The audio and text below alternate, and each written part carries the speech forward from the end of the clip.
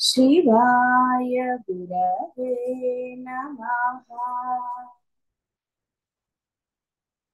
शिवाय गुरवे नमः।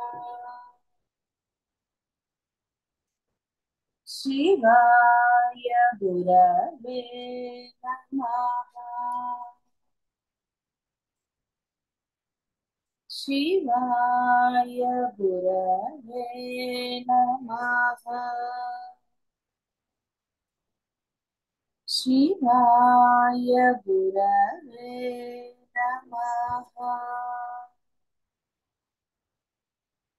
शिवाय गुरवे नमः।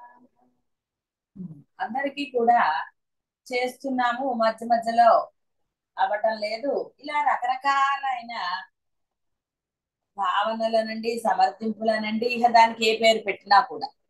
అయితే ఇవన్నీ కూడా కేవలము మీ యొక్క మనస్సు యొక్క స్థితి మాత్రమే. అంటే అది మీదే, ఎక్కడి నుంచో రాలేదు. కొన్ని విషయాల కోపాలు అంటే కంట్రోల్ లేకపోవటము, ఇవన్నీ కూడా. కానీ ఎప్పుడైతే మీరు నేను ఆ పరమాత్మ యందే ఉండాలి, ఇప్పుడు మీరు మామూలుగా కూడా పుణ్యం సంపాదించాలి అనుకున్నప్పుడు క్షేత్రాల్లో దాన ధర్మాలు అనండి, ఏదో పుణ్యకార్యములు చేస్తూ ఉంటారు. పండగ రోజుల్లో గుడికి వెళ్ళి దండం పెట్టడం, దేవుడికి నైవేద్యాలు పెట్టుకోవటం, ఇలా పుణ్యం వస్తుందన్న ఒక భావనతో చేస్తారు.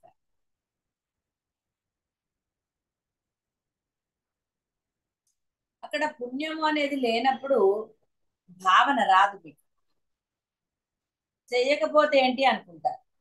అందుకనే పండగ రోజుల్లో అనండి, విశేషమైన పూజలు చేయవలసిన రోజుల్లో మటుకు కొంత నియమ నిష్టలు పెట్టుకుంటారు. ఎందుకు? ఆ రోజు పుణ్యం సంపాదించాలి, పాపం రాకూడదు అని భావన చేస్తారు. ఇక్కడ భావము మీ మనస్సుకు సంబంధించింది. ఎప్పుడైతే మీ మనస్సు అలా పుణ్యపాపాలనండి, ఒక పని అంతనండి, ఏదైనా సరే అన్నప్పుడు అది దృఢ నిశ్చయంతో ఆ పని చేస్తుంది. లోపల ఇష్టం ఉంది లేదు అన్ని పక్కన పెట్టేస్తుంది. ఇది నేను ఇవాళ చేసి తీరాలంటే వచ్చే పుణ్యం పోతుంది అంట. ఎన్నో స్తోత్రాల్లో ఇన్ని రోజులు పారాయణ చేస్తే మీకు డబ్బు లభిస్తుంది, అది లభిస్తుంది అని అంటారు. అది పట్టుకున్నవాడు దాన్ని దీక్షగా చేస్తారు. అంటే అది కావాలి అనుకున్నవాడు ఈ క్షేత్రానికి వెళ్తే ఇది, ఆ క్షేత్రానికి, ఇలా ఏదైతే మనసుకు పడుతుందో దాన్ని వాడు చేస్తాడు. అది కష్టమా ఇష్టమా ఇంకోట ఇంకోటి పక్కన పెడతాడు. ఎందుకు? ఆ పుణ్యం సంపాదించాలి, స్వర్గానికి వెళ్ళాలి, ఇలాంటి భావన దానికోసమని వాడు చేస్తాడు. కాబట్టి ఇవన్నీ కూడా కేవలము జీవుడివే. ఒక్కొక్క జీవుడికి ఒక్కొక్క రకం, అందరిది ఒకే రకంగా ఉండదు.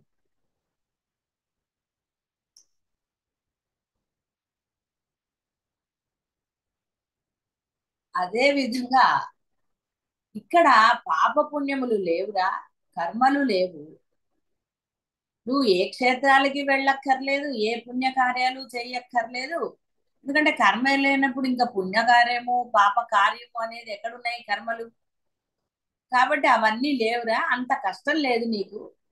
కేవలం నీ మనస్సును ఇలా పరిపరి విధములుగా పోనివ్వకుండా కేవలము నీవు ఎవరైతే అయి ఉన్నావో, అంటే ఆత్మ అయి ఉన్నావో అక్కడ కేంద్రీకరించు, అక్కడ స్థిరంగా ఉండు.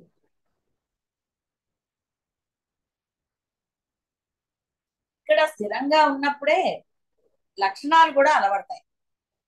ఎలాగా అంటే గుడికి వెళ్ళినప్పుడు ఆటోమేటిక్ గా చేతులు నమస్కారం చేస్తాయి, కళ్ళు ఏదన్నా చూస్తున్నా వింటున్నా, చెవులు, కానీ చేతులు ఆటోమేటిక్ గా నమస్కారం చేస్తూ ఉంటుంది. మనసులోంచి నోట్లోంచి ఒక స్తోత్రం వస్తూ ఉంటుంది. అంటే అది ఎలా సహజంగా జరిగిపోతుంటుంది ఆటోమేటిక్ గా, దాని ఎందు శ్రద్ధ కానీ ఇంకోటి కానీ ఉండొచ్చు, ఉండకపోవచ్చు కూడా. అదే విధంగా నీ మనసు సహజంగా ఆ ఆత్మ ఎందు లయం. ఎందుకు ఇప్పుడు తెలిసింది, ఉన్నది ఆ పరమాత్మే, ఆత్మ మాత్రమే ఉన్నది, అన్యం లేదు. ఇక్కడ ఉంటే అంతా పుణ్యమే. అసలు ఇక్కడ పుణ్య పాపంలో లెక్కనే లేదు, రెండవది లేదు కాబట్టి. ఎందుకంటే పుణ్యపాపములు ఉన్నప్పుడు మరలా జన్మలు ఎత్తక తప్పదు. ఇక్కడ జన్మే లేనప్పుడు ఇహ బాధ ఏమిటి? అందువలన మీ యొక్క మనస్సుని స్థిరం చేయాలి.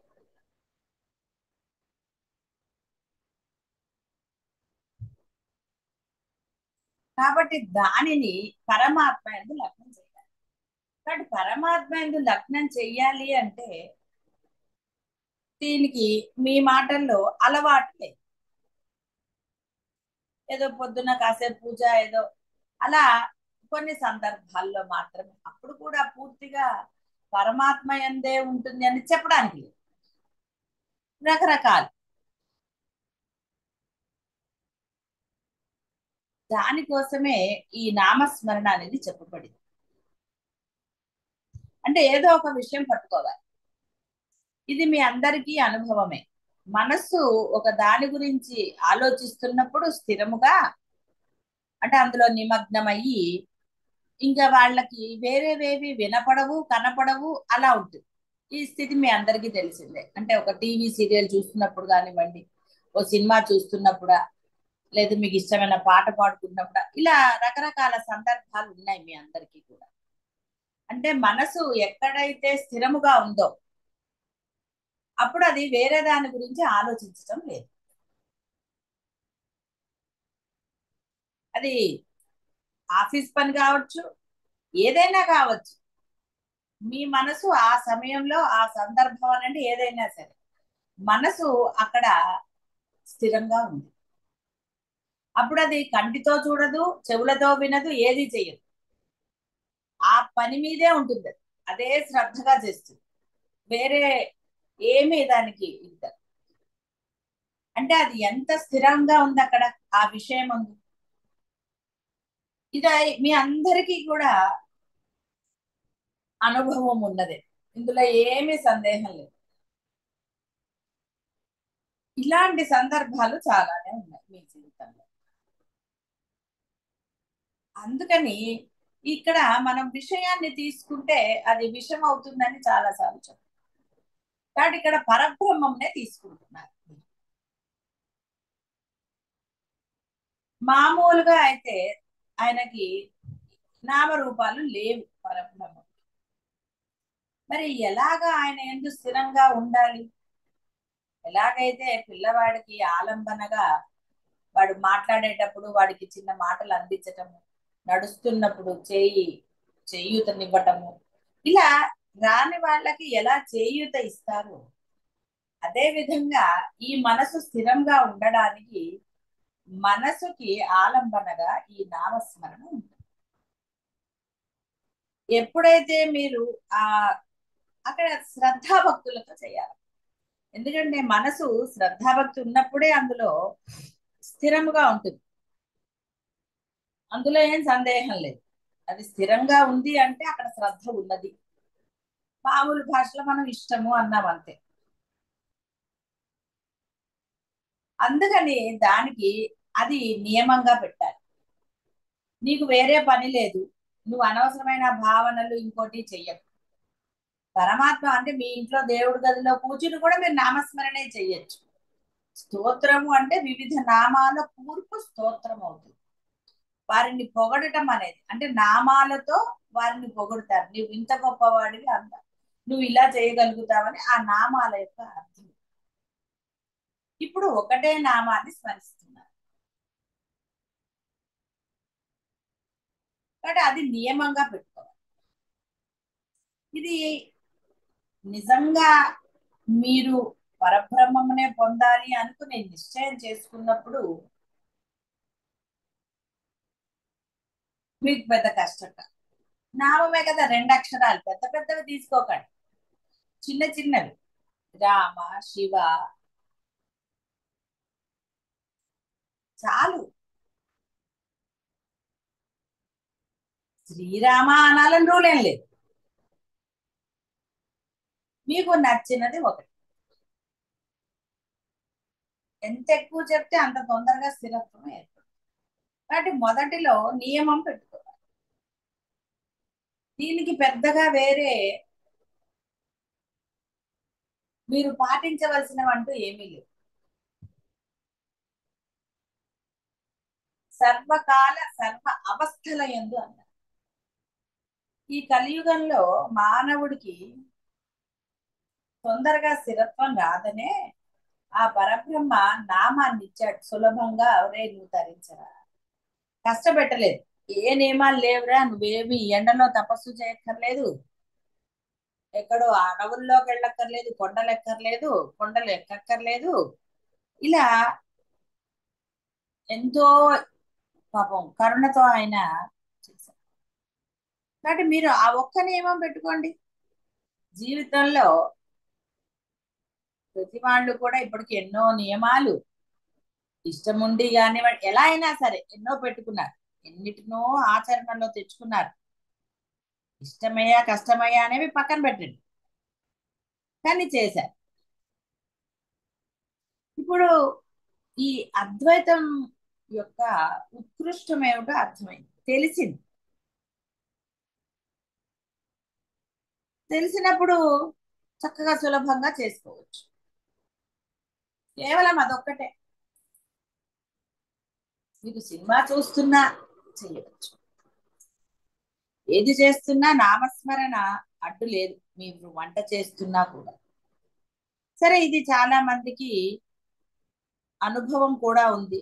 ఆ నామస్మరణ వలన ఎన్నో మీలో ఉన్న ఆ చెడు లక్షణాలు అనండి, ఏవైతే మిమ్మల్ని ఇబ్బంది పెడుతున్నాయో, అవతల వాళ్ళని ఇబ్బంది పెడుతున్నాయో, అలాంటివి చాలా మటుకు మీ నుంచి దూరం అయ్యాయని మీకు కూడా చాలా బాగా తెలిసిందే. అందులో ఏం సందేహం ఏమి లేదు. అంటే దాని యొక్క పవర్ మీకు తెలుసు. ఉపయోగం తెలిసాక మనం వదులుకోకూడదు కదా. కాబట్టి ఇక్కడ కొంతమందికి ఉంది, లేని వాళ్ళు ప్రయత్నంతో పొందవచ్చు. ఇది కొంతమందికే అని కానీ ఏది కూడా లేదు. కాబట్టి ఇక్కడ కొత్త వాళ్ళు అనండి, ఎవరైనా సరే ఇంకా స్థిరత్వం రాని వాళ్ళు కూడా మరలా దీనిని ప్రయత్నించవచ్చు. సాధనమున సమకూర్పనులు ధరణిలోన, కాబట్టి చక్కగా సాధించవచ్చు. దాని వలన మనము సర్వోత్కృష్టమైన దాన్ని పొందుతున్నాము అన్నప్పుడు ఈ కొంచెం మనం కష్టపడచ్చు. ఎందుకంటే ఇష్టమైన వాటి గురించి ఎంతో కష్టపడుతున్నాం. ఈ క్షేత్రము ఆ క్షేత్రము అని ఎన్నో రకాలుగా ఇబ్బందులు ఎదుర్కొంటూ మరీ వెళ్తున్నాం క్షేత్రాలకి.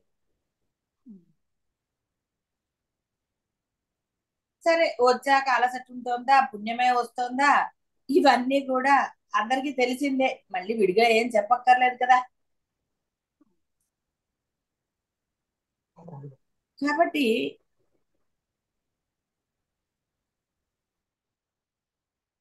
ఇదంత కష్టం లేదు. మీ ఇంట్లోనే మీరు మీ పనులు చేసుకుంటూ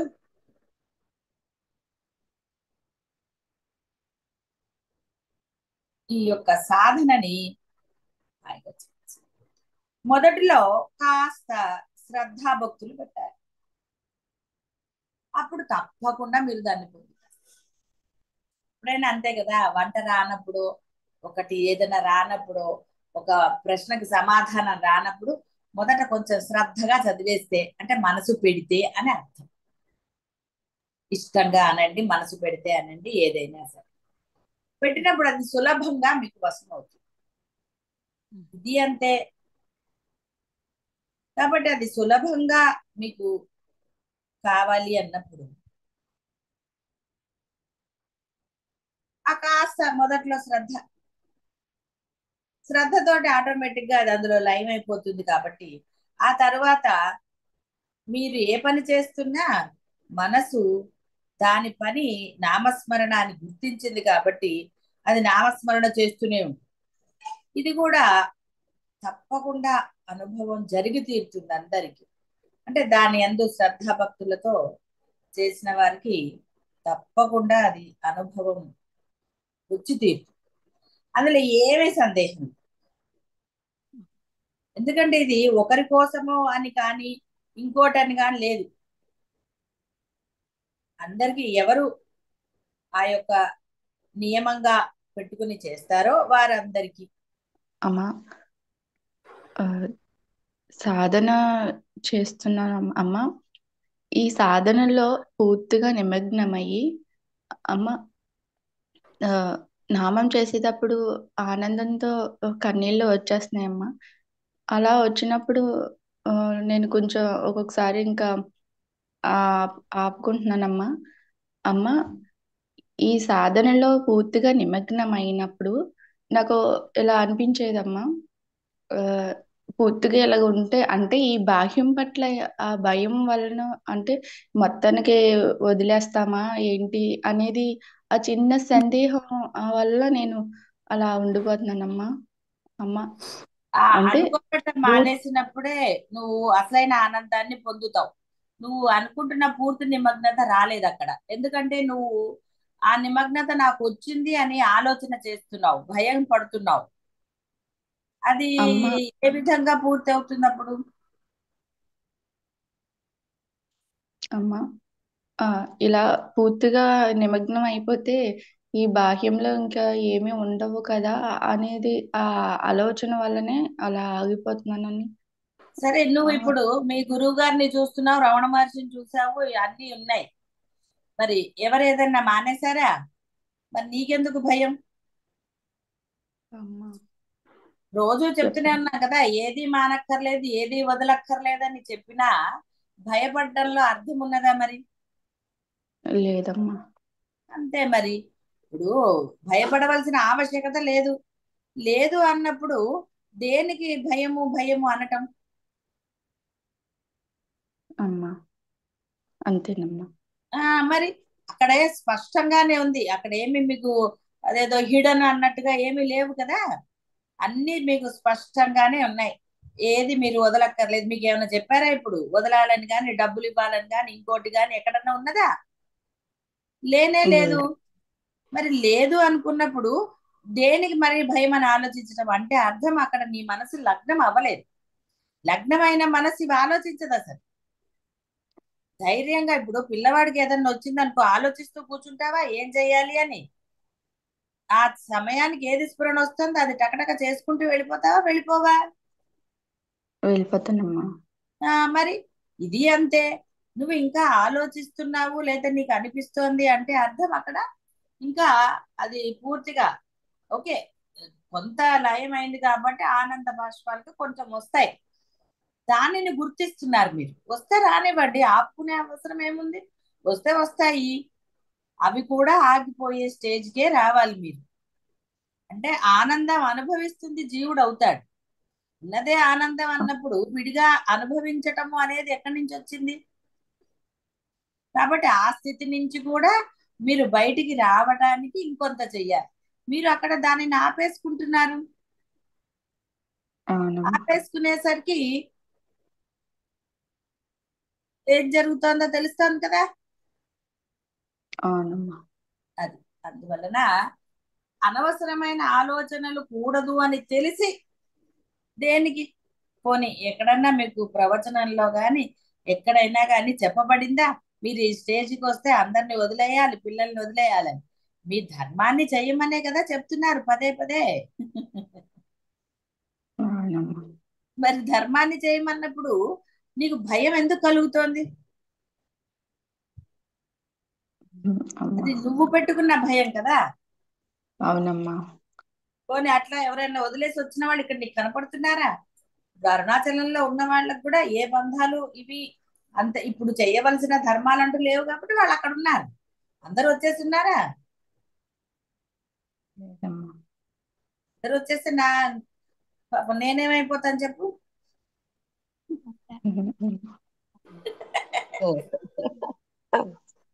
అది అందుకని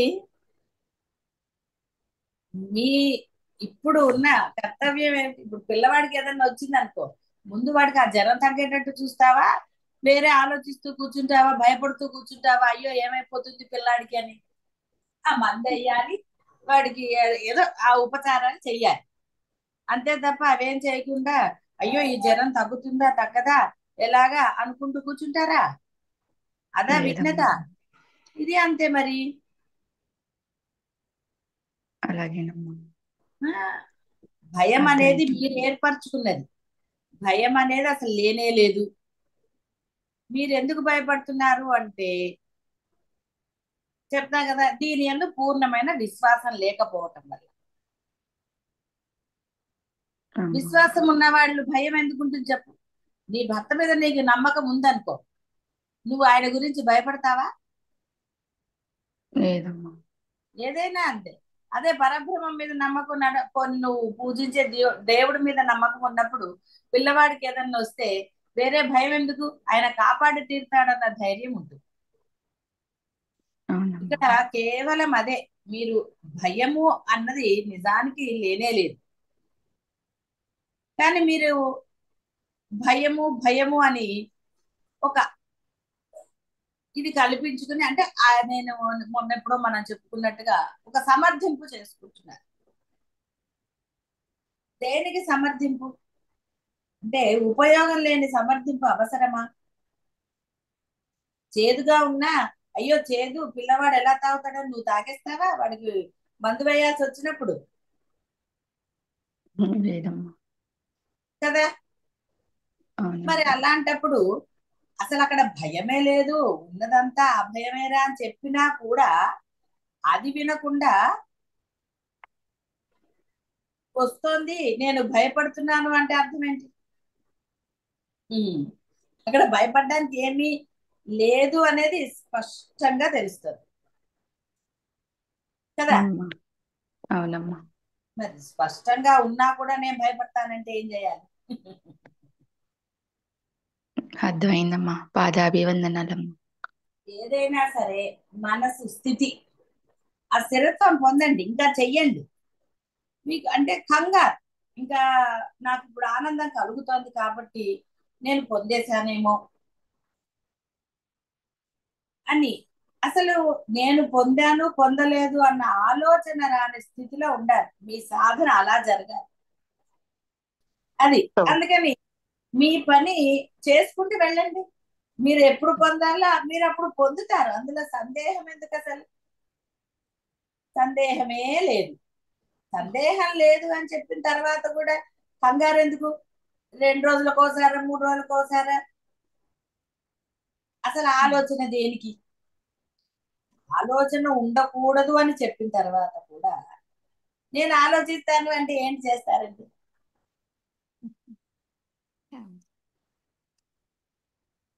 దేనికి ఆలోచన?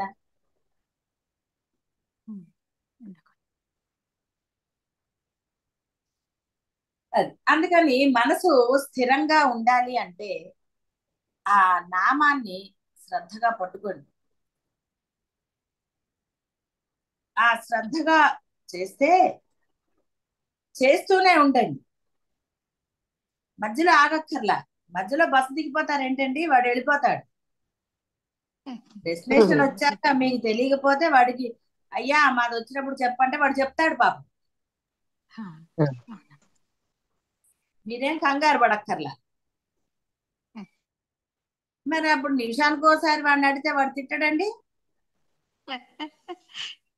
వాడికి ఏ తిక్కలవాడో అనుకోండి, ఆ వచ్చింది ఇదిగో అంటాడు. అప్పుడు చూడండి మజాగా ఉంటుందా? బస్ ఎక్కినప్పటి నుంచి నా డెస్టినేషన్ వచ్చిందా వచ్చిందా అంటే సాధన ఎంత చేశారు మీకు తెలియదు పాపం. తెలుస్తుంది. మరి తెలిసి కూడా నిమిషానికి ఒకసారి గురువు గారు మేము చేరామా లేదా చేరామా లేదా అంటే పాప ఆయన ఏమైపోతారు? ఆయన డెస్టినేషన్ మర్చిపోతారా? అందుకని ముందు మనసుని స్థిరపడేటట్టుగా మీరు ఆ యొక్క నామస్మరణ చెయ్యండి. ఆఫీసులో కూడా నామస్మరణ చేయకూడదని ఏమీ లేదు. మీటింగ్స్ లో కూడా మీరు మీటింగ్ మొదలయ్యే ముందర చేయొచ్చు, మధ్యలో గ్యాప్ వచ్చినప్పుడు చేసుకోవచ్చు, ఆలోచన చేస్తున్నప్పుడు కూడా మధ్యలో ఒక 2 నిమిషాలు ఆలోచన తెగనప్పుడో దాని పరిష్కారం దొరకనప్పుడో నామస్మరణ చేయండి చాలు. అడగక్కర్ల నామాన్ని చూపించు అని. ఆ నామస్మరణ చేస్తూ ఉంటే ఆటోమేటిక్ గా మీకు అది ఆ స్ఫురణ వస్తుంది, తప్పకుండా చేయగలుగుతారు. ఇలా మీ పని అది, అంతే. మీకు అప్పగించిన పని ఏమిటి? అది అది చెయ్యండి.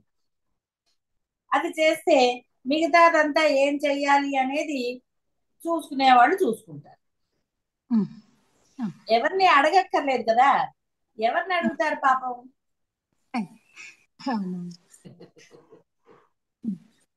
అందుకని కంగారు పడకుండా మీ పనులు మీరు చెయ్యండి. ఎప్పుడైతే మీ పని మీరు చేస్తారో జరగాల్సినవన్నీ సవ్యంగా జరిగిపోతూనే ఉంటాయి. డౌటే లేదు. డౌట్ ఎందుకమ్మా? ఇంకా అవునమ్మా. లేదు కదా. డౌట్ లేదమ్మా. అంతే. బట్ ఇక్కడ మనసు స్థిరత్వం ఇవాళ పాపం మన సబ్జెక్టు. ఆ స్థిరత్వాన్ని పొందండి. స్థిరత్వం పొందేస్తే డెస్టినేషన్కి వచ్చినట్టే కదా. ఫ్లైట్ హైదరాబాద్ పోయిన అమెరికాలో ఎక్కాక దిగిన తర్వాత వాడు కూర్చొని ఇస్తాడు ఏంటంటే లేదమ్మా.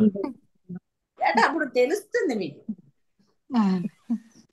కాబట్టి తెలిసే వరకు కంగారు ఎందుకు? చక్కగా ఆనందంగా ఉండండి. ఆనందమే మహాభాగ్యం అని చెప్పలేదు? హాయిగా ఆనందంగా ఉండక వెళ్ళానా లేదా వచ్చానా లేదా ఎందుకండి?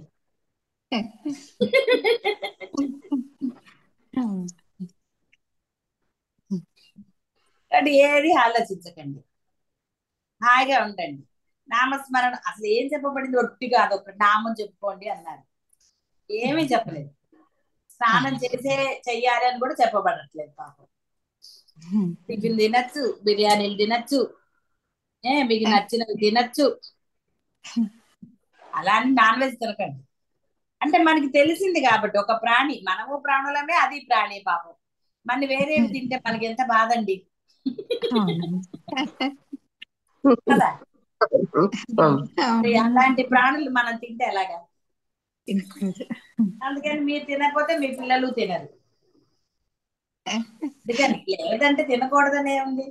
మీరేమి దేశాన్ని రక్షించట్లేదు, అర్జునులాగా యుద్ధాలు చేయక్కర్లేదు కదా. ఇంకా అప్పుడు ఎందుకండి కష్టం అనవసరంగా శ్రమ? ప్రశాంత మనస్కులుగా ఉండాలని కదా ఇప్పుడు ఇదంతా. బాధ దేనికి? ప్రశాంతంగా ఉండాలని. మరి ప్రశాంతత లేని వాటిని పాప అవేమన్నా ఆనందంగా మీకు మీ పొట్టలో వస్తాయా? రావు కదా పాపం. అందువలన ఆనందంగా చక్కగా మీ ప్రార్థనలు మీరు చేసుకోండి. మీరు తినకండి, మీ పిల్లలకి పెట్టకండి. వాళ్ళకి అర్థమయ్యేటట్టు చెప్తే వాళ్ళు అర్థం చేసుకుంటారు. అందుకని ఉపదేశం అంటే ఏమిటి? ఇంతే. ఉపదేశం వేరే ఏం లేదు అక్కడ. కాబట్టి మనస్సుని స్థిరంగా ఉంచుకోండి. గురువు చెప్పాడు కాబట్టి గురువు చెప్పినది చెప్పినట్టుగా ఆచరించినప్పుడు మనసు తప్పకుండా లయమవుతుంది. ఎందువలన అక్కడ గురువు యొక్క ఆశీస్సులు ఉన్నాయి, అనుగ్రహం ఉన్నది, గురువు యొక్క పవర్ ఉంది అక్కడ. కాబట్టి మీరు అది మాత్రమే చెయ్యాలి. గురువు వేరే ఏం చెప్పలేదే. నామస్మరణ శ్రద్ధగా చెయ్యండి, మొదట్లో ఒక దీక్షగా చెయ్యండి అన్నారు, అంతే. ఇష్టంగా చెయ్యండి అన్నారు. కాబట్టి మీరు ఆ ఇష్టంగా చేసినప్పుడు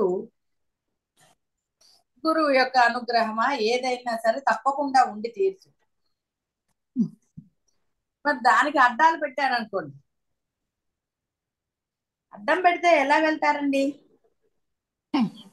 అదే. వెళ్ళడానికి లేదు కదా, ఆ, మీరే అడ్డాలు పెట్టుకుంటున్నారు. పొందానా లేదా, అదా ఇదా ఆలోచనలే కదా అడ్డాలంటే ఏమిటి, మీ ఆలోచనే మీకు అడ్డం. గురువు చెప్పాడా నీ పని నువ్వు చేయటం రా, నువ్వు చేయి, తర్వాత సంగతి తర్వాత అన్నాడు. ఉమ్, మరి అప్పుడు అనవసరంగా చేయకుండా లేని ఆలోచనలు దేనికి? పెట్టుకో. కాబట్టి ఆ మనసు అక్కడ స్థిరత్వం పొందటం లేదు. అప్పుడు విభాగాలు జరుగుతున్నాయి, నావి, నీవి, గురువువి, ఇలా రకరకాల విభాగాలు. ఇది మీరు ఏర్పరచుకున్నవే. అంతే. అక్కడ ఎవరు వచ్చి ఏర్పరచలేదు, గురువు ఏర్పరచలేదు. గురువు అసలు విభాగాలే లేవు పొమ్మను.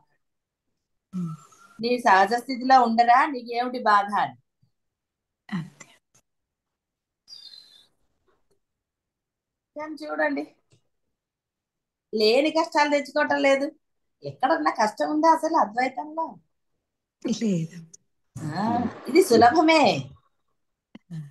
ముందు లేని భయాన్ని తెచ్చుకున్నారు కాబట్టి ఇప్పుడు అది కష్టం అనిపిస్తుంది. అది అందుకని మొదట విన్నప్పుడు సులభం అనిపించినది తర్వాత ఎందుకు అలా అనిపించింది అంటే ఇదే కారణం, వేరే ఏం లేదు. కాబట్టి హాయిగా నామస్మరణ ఒక్కటి పట్టుకో, మిగతా అలాగే వాడు చూసుకుంటాడు. ఆయనకు వేరే పనే లేదమ్మా. అమ్మా. ఆయనకి ఇంకా పనే ఉంది చెప్పు, ఎవరు తన్ని పట్టుకున్నారో వాళ్ళని రక్షించటమే, వాళ్ళ గమ్యస్థానానికి వాళ్ళని చేర్చటమే ఆయన పని. ఆ అది మనం ఎందుకు చేయటం చెప్పు, ఆయన పని మనం చేయక్క. కాబట్టి నీ పని ఏమిటి, శ్రద్ధగా గురువు చెప్పింది చెయ్యి. గురువు అలాగే అమ్మా. చెప్పింది కూడా ఆ పరబ్రహ్మనే కదా. అవునమ్మా. అంతే, ఆయన తీసుకుపోతాడు. అప్పుడు బస్ అలా ఎక్కిన తర్వాత డ్రైవర్ చేస్తాడు కానీ నువ్వు డ్రైవ్ చేయలేవు కదా. లేదమ్మా. నువ్వు లేట్ గా చేస్తావు ఇక్కడ, నాకు డ్రైవింగ్ వీల్ అంటారా? అనలేదు కదా. లేదు. నువ్వు ఎంత కంగారు పడ్డా, నీకెంత ఇది ఉన్నా తప్పదు అది. ఆ ప్రయాణం అంతసేపు సాగాల్సిందే. అలాగే అది అందువలన కేవలం మనం అదొక్కటి చేసుకుందాం, మిగతా సంగతి ఆయన చూస్తాడు. అప్పుడు ఆ విఘ్నాలు తొలగించటము, ఇంకా ఇంకా ఏమన్నా ఉంటే అవన్నీ తొలగించే పని ఆయనది. మనం అమ్మా. ఎందుకు కష్టపడాలి చెప్పు. రోడ్డు మీద ఏమన్నా గుంట వచ్చినా, స్పీడ్ బ్రేకర్ వచ్చినా మనమేం వెళ్ళి దాన్ని ఇచ్చేయక్కర్లా. డ్రైవర్ నెమ్మదిగా పక్క నుంచో స్లో చేసో ఏదో చేస్తాడు, మన సలహాలు ఇవ్వక్కర్లేదు వాడికి. అమ్మా. అంతే, ఓకే. సులభం కదా. అట్లా అవునమ్మా. అందువలన అలాగే. మనసుని నామస్మరణ యందు స్థిరత్వాన్ని పొందేటట్టుగా దానికి తర్ఫీదు ఇవ్వండి. నీ పని అమ్మా. ఇదే, మాట్లాడకు, శుభ్రంగా తిను, పడుకో, అన్ని చెయ్యి, కానీ నామాన్ని వదిలే ప్రసక్తే లేదు అని దానికి వార్నింగ్ ఇచ్చారనుకోండి, అది పాపం అమ్మా. వింటే మాట. మనం దాన్ని కంట్రోల్, ఇప్పుడు పిల్లల్ని కంట్రోల్ చేయటం లేదండి, ఠాట్ ఠూట్ అని. అమ్మా. ఆ ఠాట్ ఠూట్ అవును. మనసునంటే చాలు, అది దారికి వస్తుంది. అమ్మా. ఎవరిదో కాదు కదా, మనసు మీదే. ఎందుకంటే అసలు నిజంగా అవును. లేదు, మీరు ఉందన్నారు. మీ ఇంట్లో మీరు ఒక వస్తువు పెట్టుకుని ఇది నాది అంటలేదు, అవునమ్మా. నా ఇష్టం ఇది నాది కాబట్టి అని. అలాగే మీ మనసు మీ ఇష్టమే. కాబట్టి ఆ విధంగా మీ మనస్సుకి తర్ఫీదు ఇవ్వండి, అది తప్పకుండా మీ మాట విని తీర్చుంది. మొదట లొంగకపోవచ్చు, లొంగకి ఏం చేస్తుందండి తర్వాత. ఎన్నింటిలో లొంగ తీయలేదు మీరు మీ మనస్సుని కానీ మనుషుల్ని కానీ. అమ్మా. సందేహం ఏం లేదు కదా. కాబట్టి ఇక్కడ మీరు అది మీ పవర్ అది చూపించండి. నాకు అసాధ్యమైనది ఏదన్నా ఉందా, నేను అన్ని సుసాధ్యాలు చేసుకోగలను, నాకు గురువుల అండ ఉందనండి, అమ్మా. అయిపోయి అలాగే. ఏదైనా అప్పుడు మాట విని తీర్చుంది కదా. దానికి వినను అనడానికి పాపం స్కోప్ ఏది? లేదమ్మా. అంతే, సింపుల్. అందుకని అలాగే. అందరూ ఆ విధంగా మనసుని స్థిరత్వం చేసుకోండి. మనసు ఎప్పుడైతే స్థిరమైనదో ఆ నామం ఎందు, ఆ తర్వాత స్టేజ్ అంటే ఆ నామం కూడా ఆగిపోయే స్థితికి మీరు వెళ్ళాలి. అంటే నిశ్చల స్థితి, అది నామం కూడా లేని స్థితి నిశ్చల స్థితి. ఆ స్థితి సాధన వల్లే వస్తుంది తప్ప అన్యం వల్ల జరగదు. కాబట్టి చక్కగా ఆ నామాన్ని మీరు అలా సాధించుకోండి, తప్పకుండా మీరు దాన్ని పొందగలుగుతారు. శుభం భూయాత్.